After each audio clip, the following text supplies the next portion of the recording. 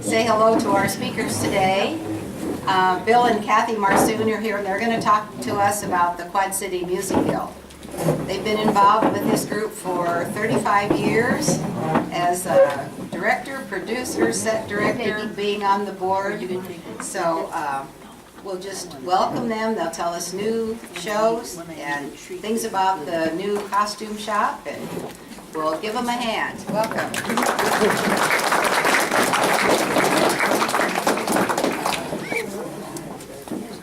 Now, before I formally get started here, I have to thank you. About 8 or 9 years ago, as most people do when they retire, I think they start looking in their family. My uncle was Ted Lundell. I don't know if that sparks any interest with any of you. The Lundell building, which is where down on 5th Avenue and 16th Street, that's right on the side there, that was his building. He was a very prominent person in the Quad Cities in the early teens up through the 50s. He was called Mr. Fifth Avenue for a while. He's the one responsible for having Fifth Avenue widened. He was responsible for where the LeClaire Hotel building goes. He was one of those people. He sold bonds at that time for that. Also where the bridge went. And he was kind of in charge. He's a realtor. He was kind of in charge of all that. Now, where I found out a lot of that information was actually through the Historical Society, which I have to thank you for. I was able to verify some of the stories that I heard in the family. I was able to get some more stories that I went back to the old timers in the family and asked them about. And then I was able to make up a few more stories, like most historians do, from small bits and pieces that I found here and there, to make them a little more lively. So thank you for all the work you do and support that you give to the Historical Society. There are people like me in the Quad City area and other people who show up for a few weeks, which is what I did, about 4 months or 5 months, digging around in there and getting help from people, and found out some neat things. So thank you very much. I'm Bill Marsoun. I was a teacher in Rock Island for 35 years, taught both math and art. I'm now an artist. I actually sell my artwork. If you'd like to talk about that later, I'm sure we can sell you a whole bunch of it. I've been in theater for over 50 years. I started the Quad City Music Guild in 1971. I met my wife there, which we'll talk about a little bit later.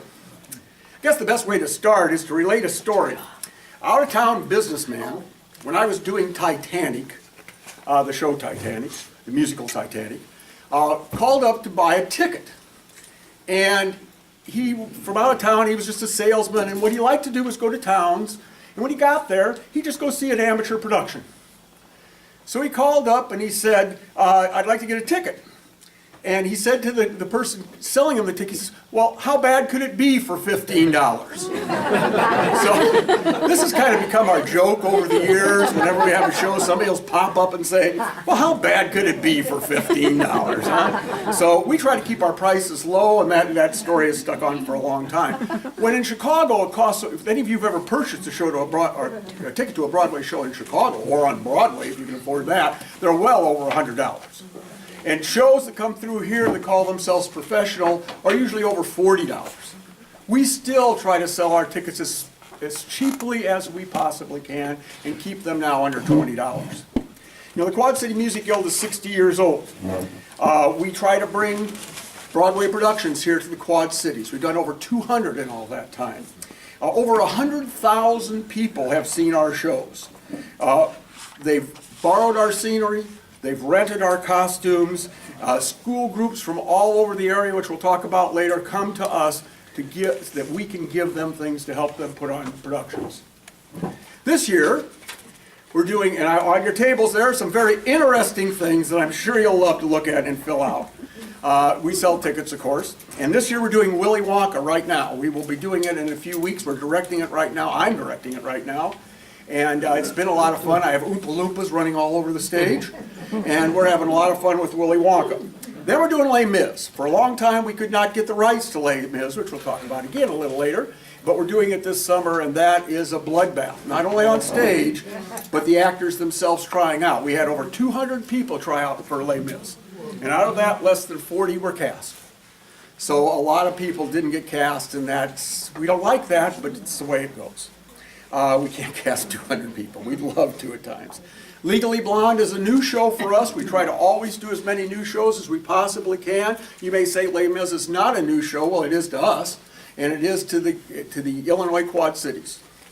We're doing, and Legally Blonde is based on that movie, Legally Blonde, that was out a few years ago. Of course, we're doing an old favorite. We try to throw old favorites in whenever we possibly can. We're doing Oklahoma this year, a big cast for that.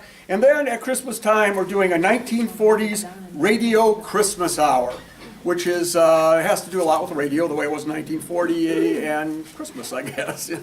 Hopefully I won't do too much with that show. We began in the years after the Second World War. The Music Guild was formed in 1949 when a group of men from the Moline 12 High Club decided to create a community theater to showcase and highlight local talent. It was decided that they'd use the Prospect Park Pavilion. It was built in 1903 by the Tri-City Railway Company. The early years of Prospect Park, it was known as the Little Coney Island Prospect Park. There were pony rides, there was a zoo, there was a switchback railway, which is a lot like a roller coaster, I'm told. I remember my great-grandmother telling me about all of this. You can still see some of the foundations of the zoo out there.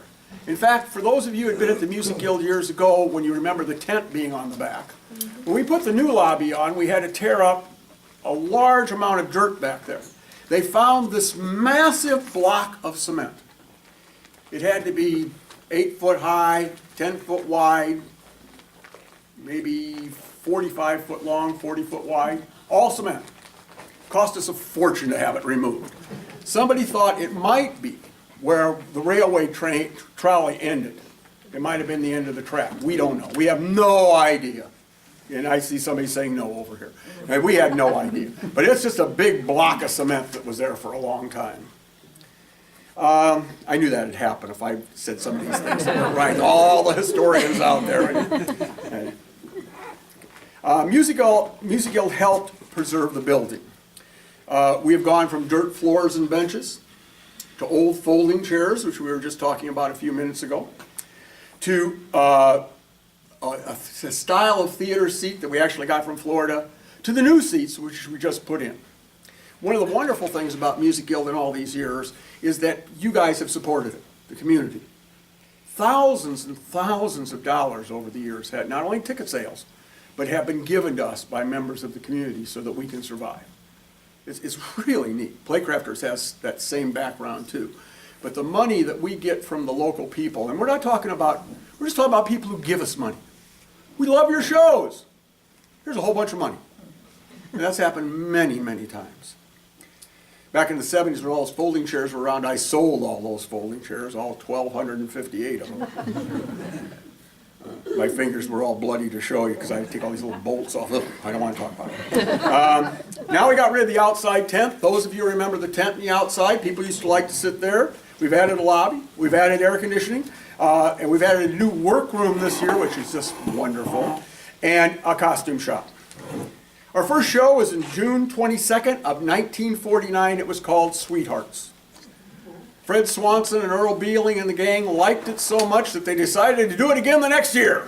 So they just did it the next year, I assume, because they had the sets and the props and the costumes. But they did that. And back then they did mainly operettas, because back then they didn't have the musicals that we have now. They were operettas. That's all they had to work with. So those shows like Chocolate Soldier and Red Mill and all those shows were produced at the Music Guild. If you look at our history, that's what you're going to see first, and you might ask yourself why. Well, My Fair Lady hadn't been done yet. Camelot hadn't been done yet. None of those shows had been done yet. Oklahoma was brand new. So they didn't have those. In fact, that became a big fight at the Music Guild in the 60s. Some people started wanting to keep doing the operettas, and the younger group wanted to do the musicals.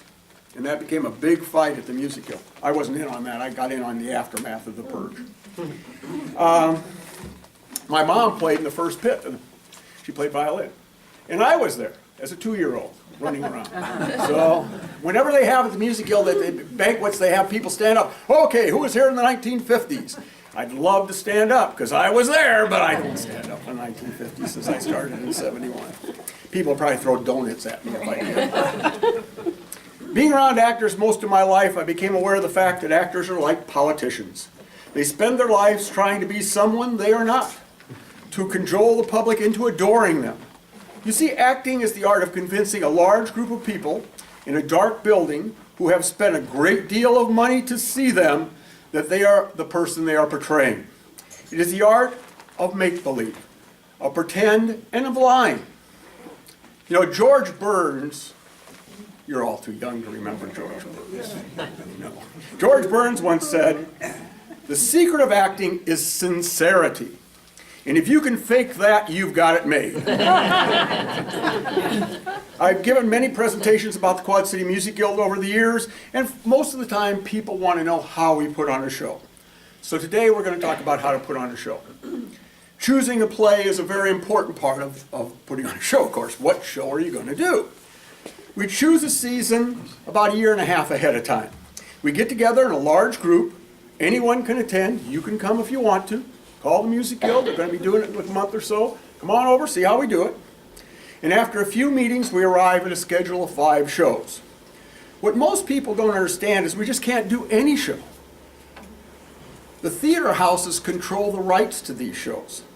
And amateur theaters are at the bottom of the list of who can do the shows. So a show like Phantom of the Opera, or up until this year, Les Mis, or Mary Poppins, we can't do them. They're not available to amateur productions. Well, some of these shows cost $5,000 and $10,000. So we have to make sure that that's what we pay. We pay $5,000 to $10,000 for every show we do. We pay some guy that much money, they send us a bunch of old scripts. And sometimes they are old scripts too, with all kinds of writing in them and ripped pages. You may have seen some theaters doing Chicago or one of these other shows I've mentioned and say, well, what's he talking about? Well, I know. Friend of mine, I saw him doing Chicago last year. Well, here's where it gets really tricky. High schools can do shows that we cannot at sometimes. They call them junior editions. Okay? The theater houses do that to make money. Some theaters have ins with the theater houses. That's hard to believe, isn't it? People have actually worked for those places, and they can get them before us. And all the theater houses, they all have this thing, we reserve the right to release 10% of our shows to the theaters that are amateur. Well, that's for all their friends and relatives. That's who it's for, and those are the ones who get it. We never get it. They never. All the years we've been doing it, we have never fallen into the 10% clause.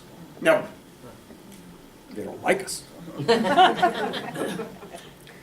But it's an interesting way, the way it works. And as a producer at the Quad City Music Guild for many years, I'm always talking to the theater houses. And it's fun to talk to the theater houses. Oh, Lordy.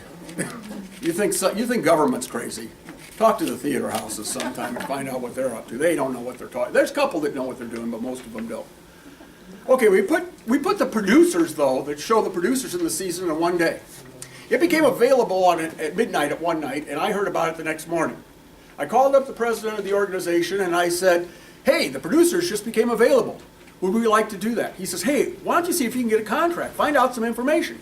So I called up the theater house. It was MTI. It's the best theater house there is.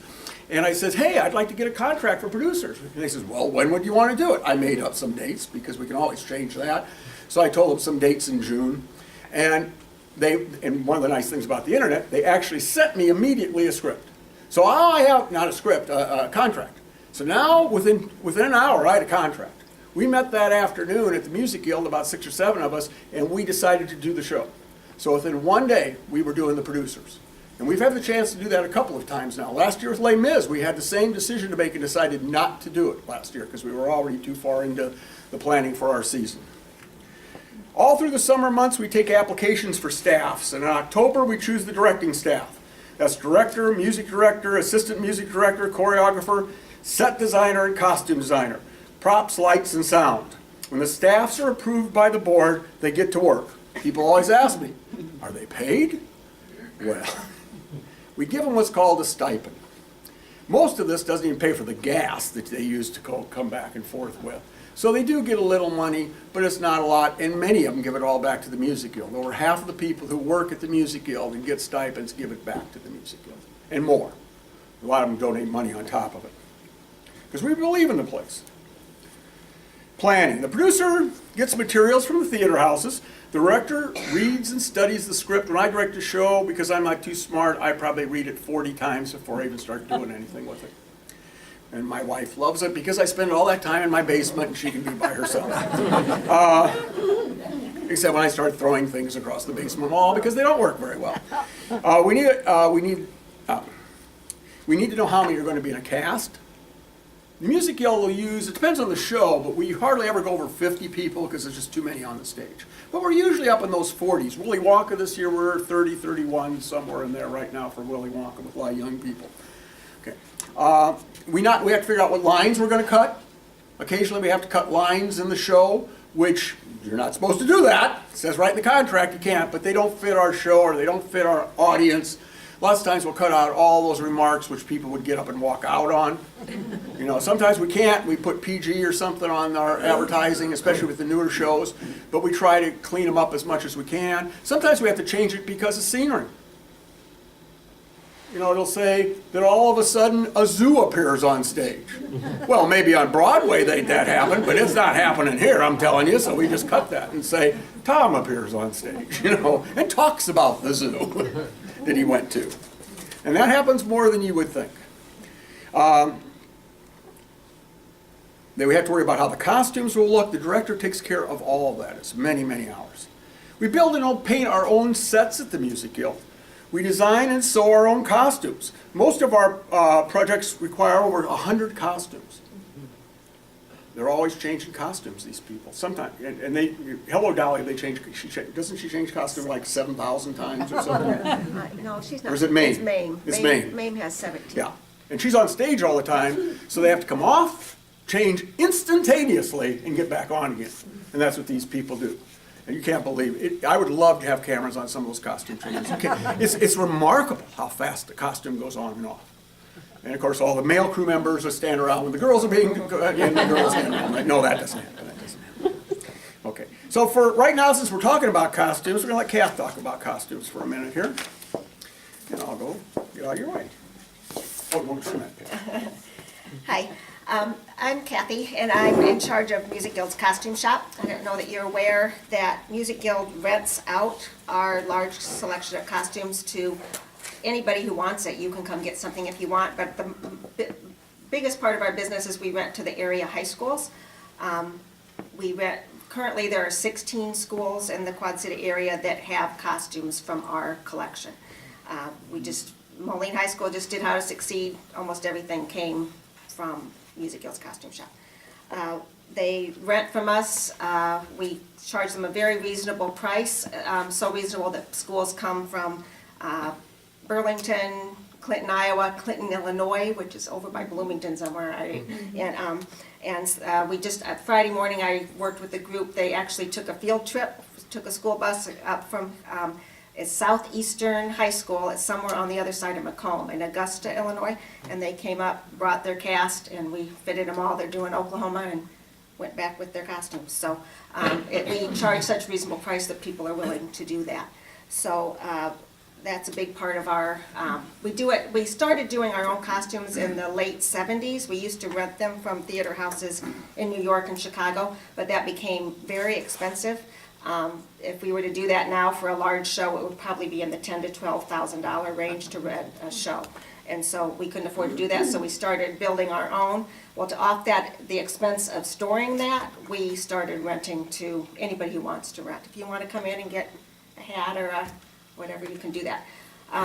Just this winter, 3 lovely ladies, I'm calling them, who passed away in the last year, left us money in their estates. They are Betty Roseberg, who was a teacher at Moline High School, Laurel Allen, who was a teacher at United Township, and Phyllis Leon, who was one of our members. She was a banker in her profession. They all left us money in this last year. What Bill talked about, people giving us funds, they did that. And so we decided to use that money to build an addition to the back of our building. And we built the workshop used to be downstairs, and the guys would have to build stuff and carry it outside and around the park and upstairs to get it on that. So the upstairs of the new addition is the workshop, and the downstairs is our costume shop and plus the old workshop. And we are open on every Wednesday morning from 9 until noon. If you'd like to see it, consider yourself invited, please come. I'd be happy to show you around, I'm very proud of it. Then we're open every Wednesday from 9 until noon and the first Saturday of each month from 9 until noon. We have a very large, it's 3,000 square feet addition plus about 1,000 square feet in the old workshop. And it's pretty well packed with clothes. It's packed with clothes. There's a lot of clothes, let me tell you. So we'd love to share it, show it to you, and if you ever need something, you are welcome to borrow it. Just back to costuming a show, then I'm also oversee we do 5 shows a year, so we generally have 5 different costumers that are in charge of costuming that show. They can pull anything they want from our costume shop, but anything that we don't have, they either make or purchase or, whatever whatever is needed. Every show then, too, part of it, we always say we should sell tickets to backstage because the costume changes are sort of funny sometimes. Maine was the worst one I ever did. The funnest, but the worst. Maine has 17 costumes. She often has the last line in one scene and the first line in the next scene, and it's 6 months later. So you have to figure out how to make that. While they're changing the set, you're changing her. So basically for that show, we basically gave her almost all dresses. So she'd come off, honestly, does not move. She's like a big doll. She runs off, comes to us, turns around, we unzip her, drop the dress, she steps over here, we have that dress ready, pull it up, somebody else pulls it up, zips her up, shoves her out on stage, and we breathe, and she has to go out there and sing and dance, which I never understand. But anyway, it's fun, and the people are a lot of fun. If you'd like to be involved with Music Guild, we'd love to have you. It's a great group. There are over 300 people involved every year wanting to do this craziness, but it is a lot of fun. So I think I'll give it back to Bill. How did you do all those black dresses with the red bows and How to Succeed? Peggy made those. That part was, Peggy Freeman is That was true. one of our costumers. She's done shows for us, but she technically moved away. She lives in Florida, but she has this great relationship with Moline High School, and she comes back. This is the second year she's come back and done their costumes, but she met them all on the first Saturday in March when we were open. They came to our shop and picked out all their suits and that sort of thing. But she made that lineup of dresses for them. So when she got here, she's crazy though. And there's 17 of them, by the way. That's the other thing too. Mostly what we make now is things that are specific. Like if you have a dance line of 8 girls, even if we did the show before, last time we might have only had 6 girls, so then you have to make, in making something for the other 2, you can't find that fabric anymore or something like that. Or they're not all the same size or, things like that. So usually if we're making something, it's because of that dress, that line. Oh, and Bill did mention, I started counting costumes.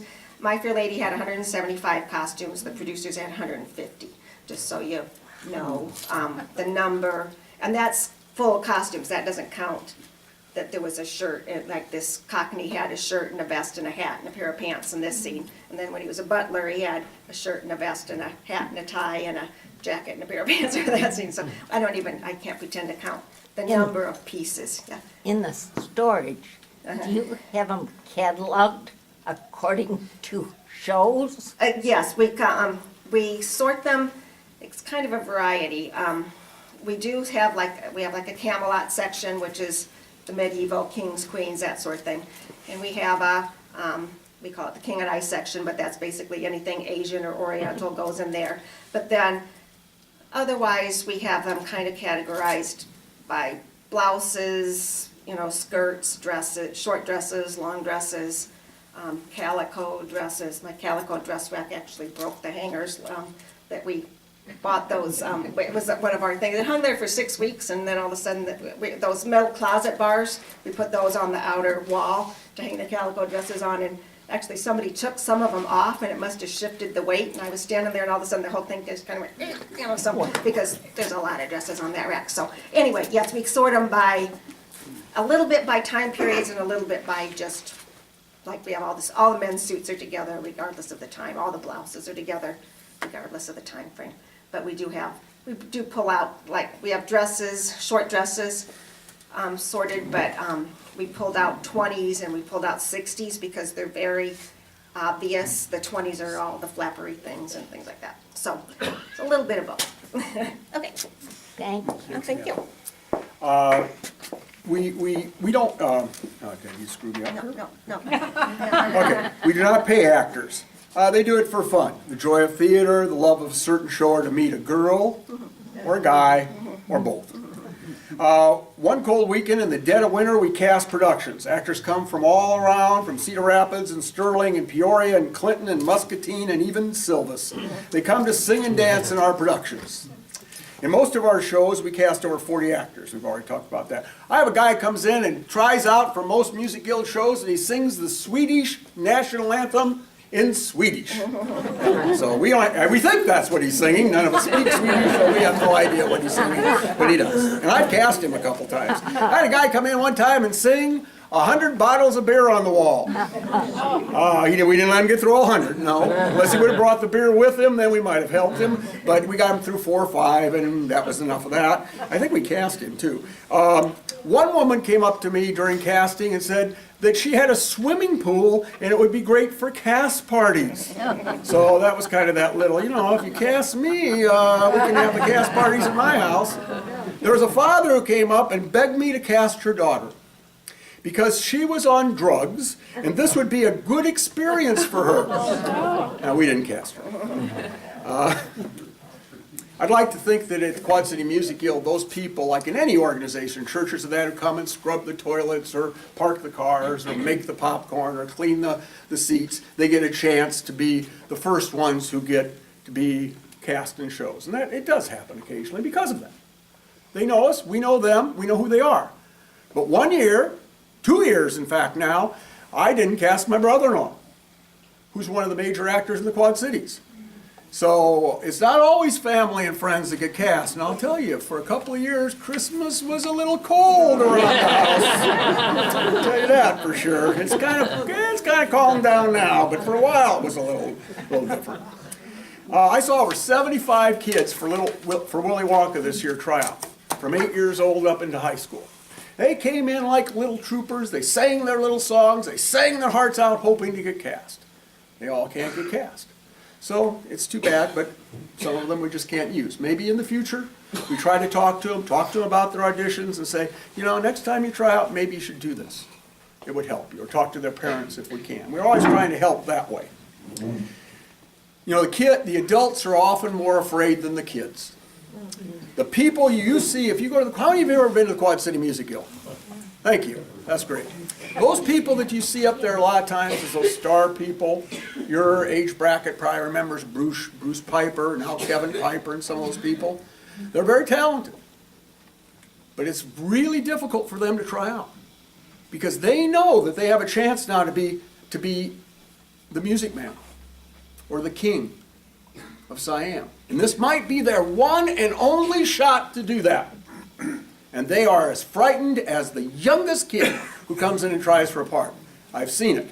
And I've had to, in casting meetings, I've had to sit down and go between 2 or 3 of those old Gilders, all trying for the same part, knowing 2 of them are going to hate me and one of them is going to like me. It's not a hate situation, but they'll be disappointed. Unless it's Christmas time. Okay. One of the most important things in acting is to memorize your lines. Spencer Tracy said that the most important thing of a good actor was to memorize your lines and not trip over the furniture. Got a little story here. This is a long time ago. This is a John Barrymore story. And John Barrymore came on stage, and back at that time, they had those little prompting things in the front to help people with actors. Some places still have. And he came on one side of the stage, and he stood there. Another person came on the other side of the stage and just stood there. And from the little box there, somebody said, "What ho?" Neither one of them said anything. So the guy said, "What ho?" Now the audience could hear him, and neither one said anything. So now the guy says, "What ho?" Neither one of them said anything. Barrymore walks over to the pit, looks down at the prompter and says, "We know what the line is. Who the hell says it?" I love that story. You know, Ralph Richardson, Sir Ralph Richardson, acting is merely the art of keeping a large bunch of people from coughing. I love that line too. Well, the costumes are sewn and fit. The sets are built. We build all our own sets. Those big drops that you see that are cover the whole stage, 16 foot high, 40 foot wide, I paint all of those. It takes about 10 to 25 hours for me to paint, depending on what it is. I only say that to, once again, say what Cathy did, what I've been saying. We do everything. Those aren't given to us. They're not rented. We do this. Now, we rent them to other people when we're done. A lot of my drops have been out and been rented. The orchestra is added. Costume and lights are added. We have body mics now. Back in the old days, they didn't have mics. Then they got just the mics in the front of the stage. Now everybody has a body mic. We have 30, 26, 28 body mics now. $600 a shot for those. Good ones are $800 a shot. And we've had them dropped in toilets. Actors are wearing them. They got their belt on. They go to the toilet. They don't think about their mic. Splash over. We always enjoy that one. The sound guys are not real happy at all with that. It takes thousands of us and thousands of not thousands of us, but thousands of man hours to put on a show. We all see opening night in movies portrayed as a bunch of people running around. Oh, it's opening night, it's opening night, what's going on? You know, you see this. In a good show, that doesn't happen. Everything's planned. Everything is executed. We've rehearsed. Everybody knows what's going on. You know, we'll have assistant director counts the actors. You'll have to count your actors to make sure they're there. The stage manager communicates with lights and the sound staff. We check to see all the buses are there at the Music Guild. And then there's the call to places and the overture begin. The stage goes black and the curtain opens. I did a set for Oklahoma once, and we're doing Oklahoma this year, but I did a set for Oklahoma once. If you remember, Curly comes out and walks through some corn, usually at the beginning, and sings "Oh, What a Beautiful Morning." Well, I had placed 3 rows, 6 pieces, but 3 rows of corn that he was supposed to walk through, flats we had made. Show started, Curly walks out, he starts singing "Oh, What a Beautiful Morning." As he walks through the center of the corn, each row starts falling over. Plop, plop, just like dominoes. Plop. I said to somebody at intermission, "Well, what do you think about that opening?" He said, "Well, how'd you get it to do that? That was really neat."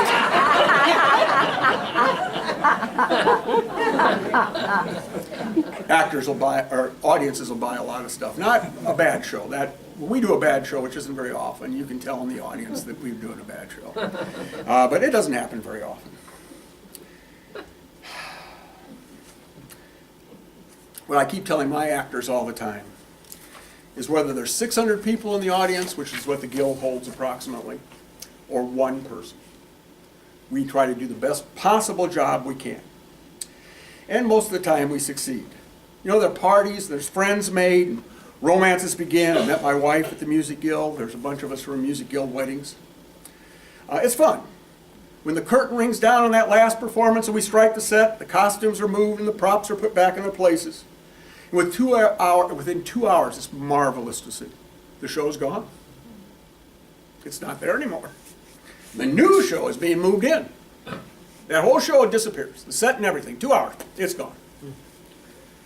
Only the feelings and the relationships are still there.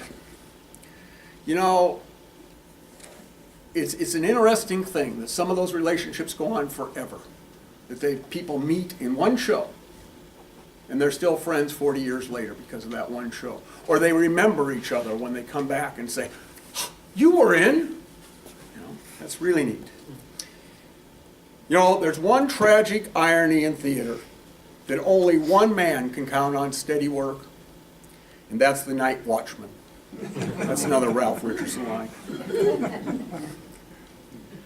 The stage is life and it's music and beautiful girls and legs and breasts.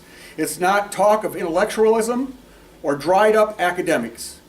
While a movie is solitary, live theater is communal, possesses a life of its own. The audience and players become one live being traveling on the same road. And I always break up here, 'cause,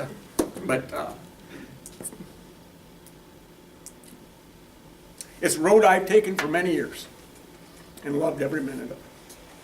We'll answer any questions now. I have one. Tell us how the musicians are selected. Well, the musicians are selected in various ways. One of the ways is, do we know anybody who can play the cello? That's one of the ways. And then there are times where we go after the best, well, I'm not saying we go after the best then, but we ask people. We have a list of people. Right now for Willy Wonka, I bring up the cello because we're looking for a cellist. We're having trouble finding one now. We're running into, all of our college students are gone. We're running into shows that are not shows, but spring vacations. So we're having trouble finding some of our musicians for this show. But most of the time in the summer we find them. They come to us sometimes. We used to have tryouts. We might try that again now for musicians. There are certain positions that are always hard to find. Like a harpist, try to find that one. And they all have to be harpist. They all have to be paid because there's only a couple of them in the whole world, I think. But most strings are hard to find. Horns are hard to find. Bass players are impossible to find because they all get paid. Bass guitar players or lead guitar players, they play in bands. And even if they'd like to play in a Music Guild show, they're doing a gig on the weekend, so they can't. So guitar players are really tough. My brother-in-law, who does a lot on stage but also plays the bass, he says he plays the bass, but he only plays the notes he knows. You know? But he just kids about that. He's a good bass player. But and sometimes we have those people that they're down in the pit, and after they're in there playing for a while, go, oh, lordy, where did this person come from? Do they get paid? No. Musicians? No. No. Very few people at the Music Guild get any money, and it's a small amount compared to other theaters. We are the bottom payers. How about the guy who, conductor? He gets paid a little. Yeah, he gets a Yeah, stipend. the director, music director, and choreographer each get, is it 500? I don't know what I we think get. it's 500, which basically when the price of gas these days, you know, it basically covers your price of gas, but. And they are talking- set designer gets money, and producer gets money, and the costumer gets money, and assistant director gets some money, sound guy gets money. Yeah. But it's all such a small amount. Like I said, about half of the Music Guilders give it back, or part of it back, or more than all of it back. Yeah. Ma'am, here. Well, I wanted to say from starting going in the 50s, I really enjoyed it, and the best thing you did was put a nice bathroom in for the ladies. Although we still, something down the road, we may be even expanding that, because it's, I think, we still, people ask me how long intermission is, and and we tell, it's as long as the ladies' bathroom line. People think we're kidding, but it's not. No, it is. We watch that. That's how we watch it. When the last ladies go in, then we splash the rest. And you know, it's funny, but you go to Broadway theaters, and even the ones in Chicago, and they're even worse. Yeah. So I don't think people ever went to the bathroom back in the 50s and 40s. I went to show in Chicago one time where the ladies' bathroom was downstairs. Oh, yeah? Yeah. And you went, and there was a director, usher there, or somebody, a lady, that showed you which line, where the. Kept moving along. And I really tried to get down there in a hurry, and I waited in the line, and I was in the stall at the time they flashed the Flash lights. lights. So I could not get back to my seat in time, so you had to go down to the fourth aisle entrance and take a seat in the back, so you wouldn't disturb anybody. Pro shows just start when they want to start. Yeah. It's not when they want to start, it's a contractual thing, by the Yeah. way. The pro things are contracted. The intermission will be X number of minutes long, and that's it. If it's 25 minutes, bang, they're going at 25 minutes, because after that, then they have to pay some kind of overtime. Some of those people in line are ones from the show before yours. Well, we went to New York, well, it's been 10 years ago now, but there was a very nice lady, we got to laughing at her. It was Boy from Oz with Hugh Jackman, who was absolutely fabulous, but that's another story. we went in and it had a fairly long first act, and the usher, it was this very nice lady, middle-aged lady, and to every person she sat down, she said, "You might want to go to the bathroom, because the bathroom's downstairs." And so, and finally, and actually, Bill and I, we'd been there for a few minutes, and finally Bill went downstairs to the bathroom, because I was like, she kept saying, because she knew what she was talking about, "You really want to go now." So, yeah. Did you have a question? Two quick ones. First of all, do you do understudies for your leads? And then secondly, are insurance costs, insure the theater and such, are those a significant portion? Well, first, understudies, we've only done it a couple of times. Okay. Because we only do 6 performances in the summer, now 7. The first time we did Jesus Christ Superstar, they understudied both Christ and Judas, and neither one of them got on stage because the guy they understudied for, they were going to let him get on stage, but the guy they understudied for Christ was so bad that they couldn't put him on, so they had to tell, who was my brother-in-law at the time, wasn't my brother-in-law at that time, but who was the understudy for Judas, that he couldn't go on. But we very rarely understudy. It just isn't worth it. I mean, here you got an actor, now you're going to have an actor learn some chorus part plus a whole thing of this person and maybe never go on. So in all the years that we've been there, one time we shut down a show because an actor went down? Sick. Yeah, was that Showboat? Yeah, Yeah, Showboat once. it was a lead, there's no way in one day, we just canceled the whole show. We just couldn't do anything else. But we have had it where an actor has taken over a part within a day or two. We've had that, where they've taken over the day or two and they're on. And if you're really lucky, you've had somebody who plays the part before, and they're running around. Now, I can't remember us doing that many times, if it's happened ever, but I have heard of that happening, that I'm sick, but he did Professor Harold Hill in high school, and he can remember the part well enough to do it, and try to get through it. That happens. We just don't understudy. Insurance costs, like anybody else, our insurance costs go up.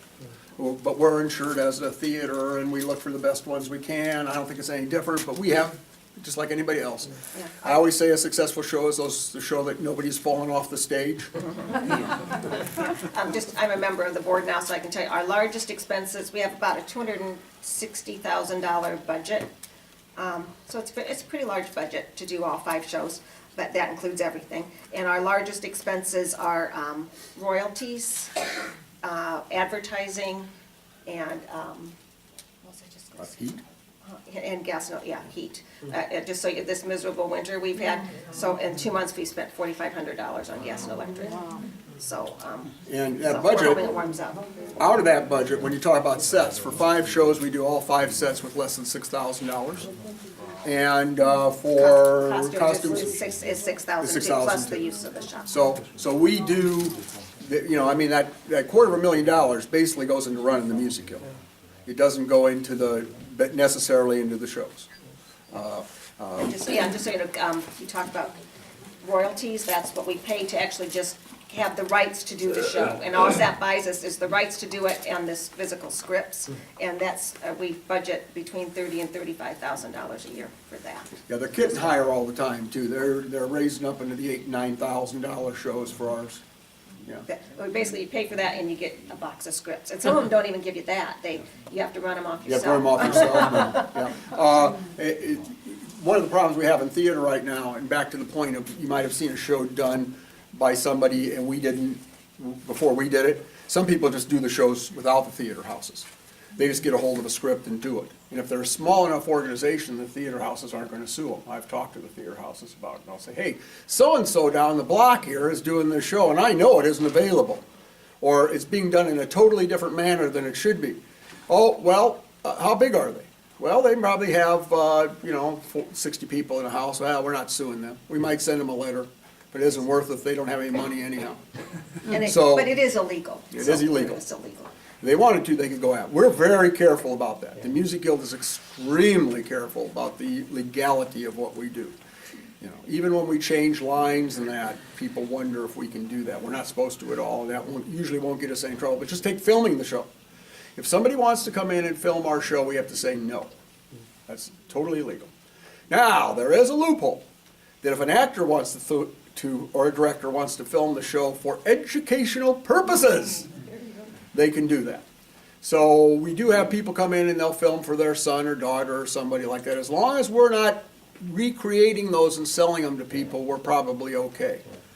But Just as a keepsake, but but as a it keepsake. technically is illegal, so. it's technically illegal. But because of the educational clause, we can get by with it, all the theaters do, but if we started making CDs and selling, I just tell people, I don't want to know. I don't know, I don't want to know anything. But I don't know of anybody who's selling them, so it doesn't make any difference. Yeah. How has your audience changed through the years? Well, I'm not sure it has changed much. Most of our people are still young, middle-aged to older, as in all theaters, unless we're doing a kid's show. If we're doing a show like Les Mis or Oklahoma, our audiences, for the most part, will range from, 30, 35 up? There'll be younger people there, but I'd that's say it. pretty typical is people in their 50s and 60s, people that have, well, disposable money and disposable time. 40s, 50s, and 60s. Yeah. But now we do Willy Wonka, we will see a lot of kids and parents, and we do Cinderella. When I did Cinderella, the same thing happens. So I guess to answer your question is it doesn't really change. Some of the faces change, but the ages of the people don't. So you fill up the bottom with that same age Right. group as. Hopefully. so That's how we've it's been not- alive for Yeah, 66 it's not- years now. It's not you know. that the old age you're going out the door and you have to worry about. Well, we've kidded over the years. I shouldn't say this to when I'm around being as old as I am, but we've said there's so-and-so sat, they've had season tickets forever. If they ever die, we're going to paint their chair yellow. But and that's not a good thing to say. But those kind of things happen. But for the most part, people keep coming. They enjoy us, and new people show up. And that's nice. It has to be new people show up because we've been in business for 66 years. There are very few 86-year-old people in our audience. There are few. Yeah, go ahead. Just buy season tickets and enjoy. Yeah, right. We have, just so you know, we have right at 1,000 season ticket holders, but when we do 7 performances, we have over 3,000, over 4,000 tickets. So even though there are season tickets, you can, that's your best price is through a season ticket, but you can buy tickets individually to any show. I know you had a question, I think. Yeah. I have a couple. When they audition, so they just come and do something off the top of their head, or does it say like in an ad, come with the song? Oh, yeah, we have an ad, or you can call the Music Guild They don't- anytime. We usually do that in January and February. February is when we audition for the 3 summer shows. Now, the other 2 shows have different audition times, and you can call the Music Guild and find out when those probably will be. We ask people to come in with 16 bars of music prepared. We like them to have their music with them to put in front of the pianist, because we do have a pianist there to play. You cannot, most shows, hardly any shows will ever let anybody sing to a CD. That does not, we will let people sing a cappella, but if they do sing a cappella, we usually then have them come over to the piano if they sound any good and sing a scale, so we can find out if they can hit high L above M or one of those notes. And then the director might ask them to read, depending on the part. Maybe not. It just depends. I hardly ever ask anybody to read. That's why they're called musicals. They got to sing. I'm sure they'll be able to say something. So I hardly ever have people read, except maybe in a callback situation. But that is a very difficult situation. You're brought into a room with whoever's there. Sometimes never more than 10 or 12. But it could be you and one other person if you're there when there's not a lot of people trying out. And the director's not trying to make it as nice as we possibly can for you, because we've all been through it. We all know how it is, how hard it is. And we usually don't let people sing again, but if we can tell lots of times that you got lost, you didn't know what was going on, you can tell right away. We'll let them sing again. I've even told occasionally somebody, go out in the lobby, calm down, try this again. I don't do that very often, because we don't have the time to do that during trials, but occasionally I do. When we were doing Willy Wonka, I was singing the boys over and over again, because we needed boys, we didn't have a lot of boys, and they get scared. My daughter calls them hair blower voices. Oh, They get up there and they go, hair hair dryer voice. They can't, they probably sang well at home, they get up in front of people and it's, dryer. nothing but air. Just another, we do have a website, it's qcmusicguild.com. It should be on those flyers. And we also have a Facebook page. It's just Quad City Music Guild. You can like Quad City Music Guild. And then both of those places will have information about auditions.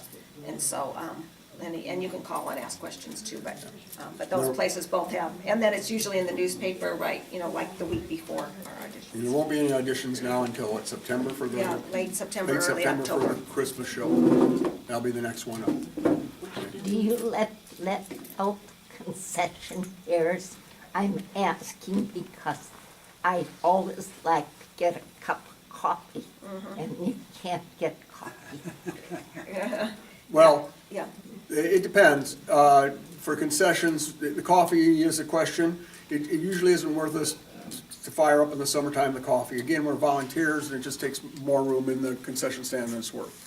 In the winter, we usually will have coffee. Not always. It depends on who's running it. It depends on who's running it. It decides if they're gonna have coffee or not. We make a pot of coffee, it may not sound like much, and nobody takes any of it, then that's money down the tubes. Is that a volunteer job? Yes, Oh, oh, yes, yeah. everything's volunteer. Everything is volunteer. We yeah. talked about pay up here, but the pay that I get, I'm probably already over $1,000 into Willy Wonka. That I paid myself, easily $1,000 into Willy Wonka. So whatever money I'm getting, and I'm giving half of it back, probably more than that to the Music Guild, we donate too. That, whatever I get is just a small amount. My music director comes from Geneseo. He drives in and out every night. He's gonna get $400. Well, that didn't even cover his gas in and out. So that pay is a stipend, and it's not a pay at all. I mean, I don't know anybody's getting rich off the Music Guild.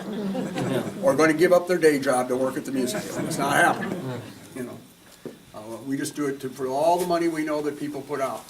That's how we do it. And you attract a few people. Anything else? We'll be around for a few minutes if you need to ask us anything. Thank you very much.